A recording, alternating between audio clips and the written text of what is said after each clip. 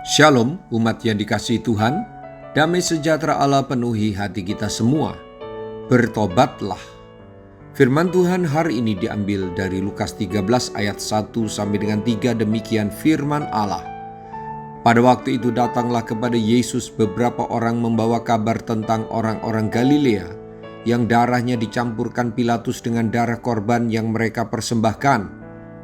Yesus menjawab mereka, "Sangkamu orang-orang Galilea ini lebih besar dosanya daripada dosa semua orang Galilea yang lain karena mereka mengalami nasib itu?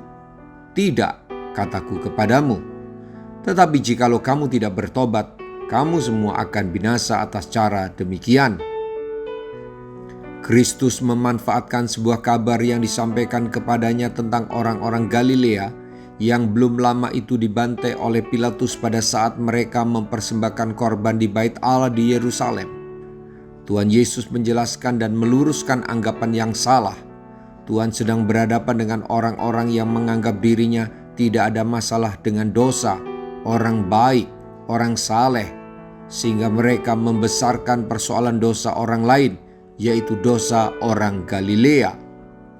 Tuhan menyatakan jika para pembawa kabar yang sok lebih benar ini tidak bertobat, maka nasib atau penderitaan dan hukuman yang sama beratnya juga akan menimpa mereka. Bapak, Ibu, Saudara-saudari, kita harus menyadari bahwa setiap dosa akan mendatangkan akibat, yaitu penderitaan dan hukuman jika kita tidak bertobat. Jangan permainkan kasih karunia pengampunan dari Tuhan Yesus. Jangan bertekun dalam dosa, sebab kebinasaan mengintip orang seperti ini. Tinggalkan dosamu, jangan sampai penghukuman di dunia berlaku dan berlanjut di kekekalan. Jika engkau menabur perbuatan fasik, maka pasti engkau akan menuai penderitaan.